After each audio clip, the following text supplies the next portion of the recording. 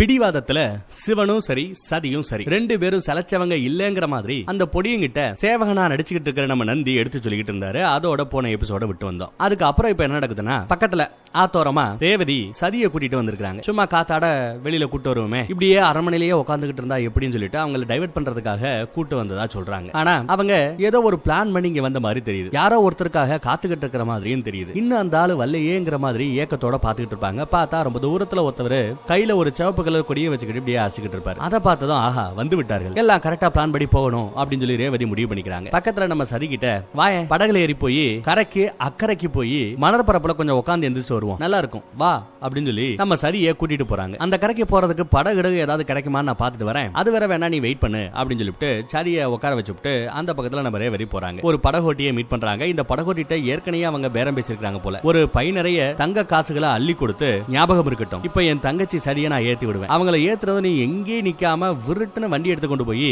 கைலாய மலைக்கே போயிடணும், கைலாயத்துல தான் என் தங்கச்சியை நீ இறக்கி விடணும், அதுக்கு தான் உனக்கு இவ்வளவு பணம். ஆனா நடுவுல என் தங்கச்சிக்கு ஏதாவது ஒரு ஆபத்துன்னு வந்துச்சு, நீ யாரு, உன் பேர் என்ன, உன் குடும்பம் எங்க இருக்கு, உங்க வீட்டு அட்ரஸ் உட்பட எல்லாமே எனக்கு தெரியும், பிரபஞ்ச அதிபதி கிட்ட அப்புறம் நீ தான் என் பொண்ண என் தங்கச்சியை தூக்கிட்டு போனேங்கிற மாதிரி போட்டு விட்டுருவேன், அதுக்கப்புறம் பிரச்சனை பெருசாயிடும், அப்புறம் நீ தான் எல்லாத்தையும் ஃபேஸ் பண்ண வேண்டியது இருக்கும், எவ்வளவு கழுவு சன்மானம் அதிகமா உனக்கு கொடுக்கறனோ அந்த லெவலுக்கு ஆபத்தும் அதிகம், தயாரா அப்படின்னு கேட்க அவன் இல்ல ஒன்னும் பிரச்சனை இல்ல, நான் நீட்டா இந்த ஒர்க்கா பண்ணி கொடுக்குறேமா, இவ்வளவு பணம் கொடுத்திருக்கீங்க இதுவே போதுமா அப்படிங்கிற மாதிரி அந்த படகோட்டி சொல்றாப்ல. ரேவதியோட பிளான் என்ன, ரெண்டு பேரும் சேர்ந்து படகுல ஏறுவோம் சொல்லிட்டு கடைசி நேரத்துல சதியை மட்டும் படகுல ஏத்திட்டு கைலாய மலைக்கு அனுப்பிச்சு வச்சிடணும், அங்க போனதுக்கு அப்புறம் சிவனாச்சு இவளாச்சு அப்படின்னு சொல்லிட்டு அவங்களோட பிளான் அதைத்தான் எக்ஸிக்யூட் பண்ண பாக்குறாங்க. ஆனா விதி எங்க விட்டுச்சு, சதி தன்னந்தனியா உட்காந்துக்கிட்டு இருந்தாங்க. போன எபிசோட்ல எல்லாம் பாத்தீங்கன்னா அவங்க சேலையில தீ பிடிச்சிருக்கும், அந்த தீ எரிஞ்சது கூட தெரியாம சுத்தி தெரிஞ்சுக்கிட்டு இருந்தாங்க. இப்ப என்னடானா தண்ணிக்குள்ள இருந்து ஒரு பெரிய முதலையே வருது, அதையும் அவங்க கண்டுக்கவே இல்ல. முதல்ல அம்புட்டு பெரிய முதல்ல அப்படியே பக்கத்துல டார்கெட் பண்ணி வந்துகிட்டு இருக்கு, அதை இவங்க கவனிக்காம சோகத்தோட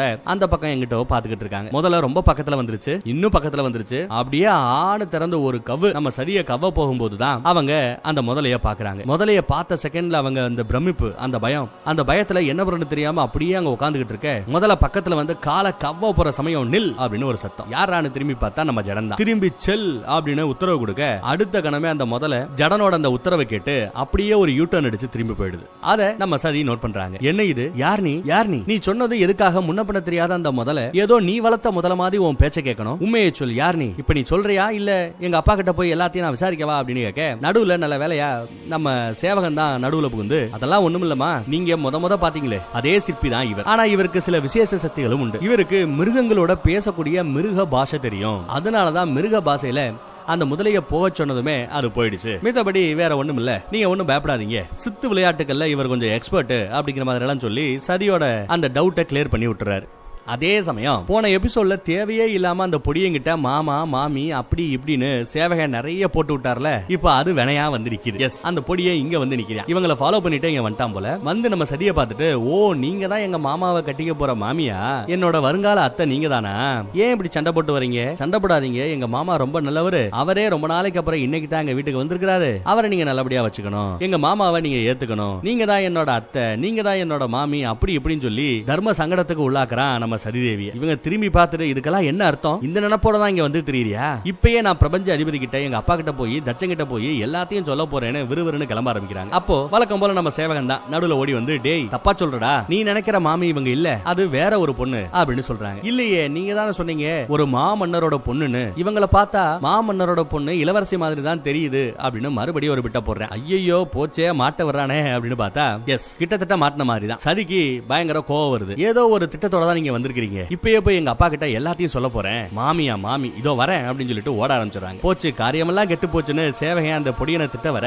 நம்ம ஜடனோ எதுக்கு தேவையில்லாம புள்ளைய போட்டு திட்டிக்கிட்டு இருக்க, அதெல்லாம் ஒண்ணும் பிரச்சனை இல்ல, நான் பையனை கொண்டு போய் வீட்டுல விட்டு வரேன், நீ வேணும்னா போய் சரிய சமாதானம் பண்ற வேலையை பார் அப்படின்னு சொல்லி அனுப்பி வைக்கிற. சேவகனும் குடுகுடுன்னு ஓடி போய் அவங்க முன்னாடி நின்னு, மன்னிச்சுக்கங்க ஒரு முக்கியமான விஷயம், எக்காரணத்தை கொண்டு யாருக்கிட்டையும் இந்த விஷயத்தெல்லாம் சொல்லக்கூடாது அப்படிங்கிறது என் குருநாதரோட உத்தரவு, ஆனா அந்த உத்தரவையும் மீறி இன்னைக்கு நான் உங்களுக்கு அந்த உண்மைகள் எல்லாத்தையும் சொல்ல போறேன் அப்படின்னு சொல்லி ஏதோ ஒரு கதை கதை சொல்றதுக்கு தயாராகி விட்டார் நமது சேவகர். என்ன கதை சொல்றாருன்னா, எங்க குருநாதர் இருந்த அந்த மலையில ஆதிவாசிகளோட தலைவர் அரசர் இருந்தார். அந்த ஆதிவாசி அரசரோட பொண்ணு ஆதிவாசி இளவரசியை தான் என் குருநாதர் காதலிச்சார். அந்த அம்மாவுக்கு எவ்வளவு கஷ்டம் வந்தாலும் எவ்வளவு ஆபத்து வந்தாலும் அந்த ஆபத்துகளிலிருந்து காப்பாற்றக்கூடிய ஆபத் பாண்டவனா இருந்தது என் குருநாதர் தான். அவங்களும் காதலிச்சாங்க. ஆனா என்ன, என் குருநாதர் கொஞ்சம் முரட்டுக்காரர், கொஞ்சம் கோபி, கொஞ்சம் தன்மையா பேச தெரியாது, மனசுக்குள்ள இருக்கிற அந்த காதலை கூட சரியா எக்ஸ்பிரஸ் பண்ண தெரியாது. அதனால அந்த பொண்ணு கோச்சுக்கிட்டு இனிமே என்ன பார்க்க கூடாது வைக்க கூடாதுன்னு சொல்லி பெரிய பிரச்சனை பண்ணி விட்டுருச்சு. அப்படிங்கிற மாதிரி நம்ம சேவகன் எல்லாத்தையும் எடுத்து சொல்ல, அந்த பொண்ணை யார அந்த ஆதிவாசி இளவரசிய ஜடன் வந்து பலமுறை காப்பாத்தினாரு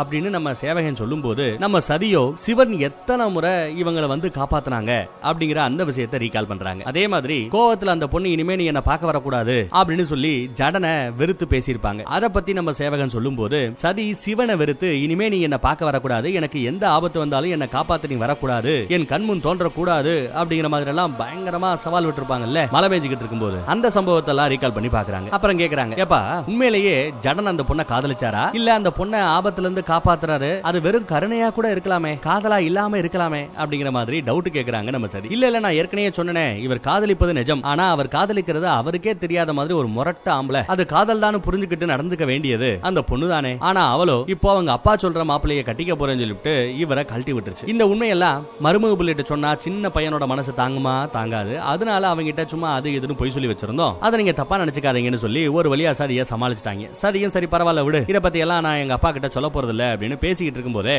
அந்த பக்கம் படகுல நம்ம ரேவதி படகோட்டிய கூட்டிட்டு இந்த பக்கம் வராங்க.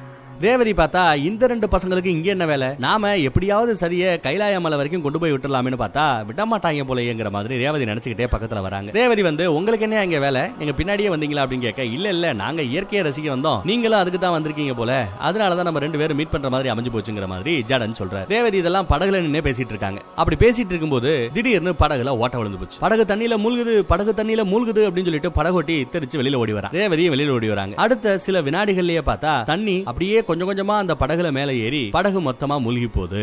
அதை பார்த்தது நம்ம ஜடன், எனக்கு என்னமோ இதெல்லாம் அபசகுன மாதிரி தெரியுது, பத்தாவதுக்கு கொஞ்சம் இருட்டிட்டு வர மாதிரி வேற தெரியுது, நீங்க தனிமையில அரண்மனைக்கு போக வேண்டாம், உங்களுக்கு துணையா நான் வரேன் அப்படின்னு சொல்றாரு நம்ம ஜடன். கவலைப்பட வேண்டாம், உங்க கூடயே வர போறது இல்ல, நீங்க முன்னாடி போங்க, பின்னாடி உங்களுக்கு ஒரு பாதுகாவலன் மாதிரி நாங்க பின்னாடியே வரோம், என்ன சொல்றீங்க அப்படின்னு நம்ம ஜடன் கேக்குறாரு. இன்னும் நம்பிக்கை இல்லைன்னா நடந்த விஷயம் எல்லாத்தையுமே உங்க அப்பா தச்சங்கிட்ட நீ வேணா சொல்லிக்கமா அப்படின்னு சொல்றாரு. அதுக்குள்ள ரேவதி சதியோட கையை பிடிச்சி இழுத்துக்கிட்டு குடுகுடுன்னு ஓட ஆரம்பிச்சிடறாங்க. இவங்க முன்னாடி போக பின்னாடி நம்ம ஜடன் வந்துகிட்டு இருக்க. ரேவதி மனசுக்குள்ள பிளான் போடுறாங்க, எப்படியாவது இந்த சிற்பியை கழட்டி விடணும், அப்பதான் சரி கிட்ட மேட்டர் எல்லாத்தையும் எடுத்து சொல்லி கைலாய மலைக்கு அனுப்புற அந்த ப்ராஜெக்ட் நம்ம எக்ஸிக்யூட் பண்ண முடியும்னு யோசிச்சுட்டு இருக்காங்க. அப்பன்னு பார்த்து நம்ம சேவகன் யதார்த்தமா தண்ணிய பாப்பாப்ல பக்கத்திலே ஆறு ஓடிக்கிட்டு இருக்குல்ல, அந்த ஆத்து தண்ணிய பார்த்தா இங்க நிக்கிற நம்ம ஜடனோட உண்மையான ரூபம் அந்த சிவ ரூபம் தண்ணியில தெரியுது.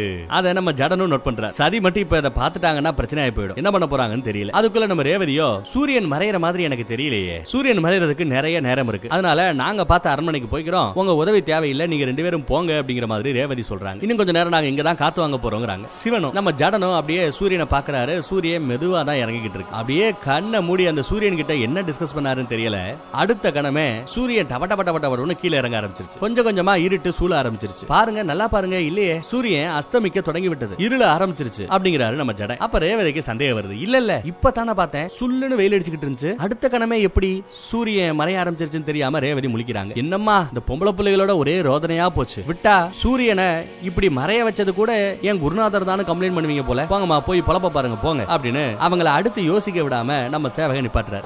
குறுக்கா பேசுறாரு. அப்பன்னு நம்ம சதி தண்ணில ஏதோ வேற ரூபத்தை பார்த்த மாதிரி தோணுதுன்னு சொல்லிட்டு அப்படியே இந்த பக்கம் திரும்பி அந்த தண்ணிய பார்க்க போற சமயம் நம்ம நந்தி இருக்காப்லயே அவர் அழிச்சாட்டியத்துக்கு அளவே இல்லைங்க. அங்க இருந்த ஒரு கல்ல தூக்கி சலனமே இல்லாத இருந்த அந்த தண்ணியில ஓங்கி ஒரு போடு. தண்ணியில இப்ப ஏகப்பட்ட அலைகள் சலனம் உருவாச்சு. இல்ல சின்ன வயசுல இருந்து இப்படி தண்ணிய பார்த்தா கல்ல விட்டு எரிஞ்சு நான் விளையாடுவேன் அப்படின்னு சொல்லி திரும்ப கல்ல விட்டு எறிகிறேன். தண்ணியில தெரியுற அந்த சிவரூபத்தை மறைச்சிட்டான். இதுல எரிச்சலாகி அவங்க முன்னாடி போக ஆரம்பிச்சிட்டாங்க. அந்த பக்கம் சம்பந்திங்க ரெண்டு பேரும் சண்டை போட்டுட்டு இருக்காங்க. சம்பந்தி என்ன பண்றாரு, நீ வேணுக்குன்னே தான் கல்யாணத்தை டிலே பண்ணிக்கிட்டே இருக்க அப்படின்னு சத்தம் போடுறாரு. உடனே தச்சன் அதுக்கு காரணம் நான் கிடையாது, உங்க பையனோட முகத்துல இருக்கிற அந்த கொடூரம் தான், அந்த கொடூர ரூபத்துல இருந்து அவனுக்கு முக்தி கொடுப்பதற்காக அவனோட ரூபத்தை சரி செய்யறதுக்காக தானே இவ்வளவு கஷ்டப்பட்டுக்கிட்டு இருக்கோம், ஏன் அவசரப்படுறீங்கன்னு சத்தம் போடுறாரு. நீங்க ஒன்னும் அம்புட்டு உத்தமர் இல்லையே, இந்த கல்யாணம் நல்லபடியா முடிஞ்சா என்னோட பிரபஞ்ச அதிபதிங்கிற அந்த அதிகாரத்துல பாதியையும் என்னோட சொத்துக்கள்ல பாதியையும் தரதா ஒத்துக்கிட்டேன், அதுக்கப்புறம் தானே நீங்க கல்யாணத்துக்கு சரின்னு சொன்னீங்க அப்படின்னு நம்ம தச்சன் கேட்க, அதுவும் எனக்கு ஞாபகம் இருக்கிறது. அதை தவிர்த்து இன்னொரு விஷயத்தை நீ சொன்ன, அதை மறந்துடாத.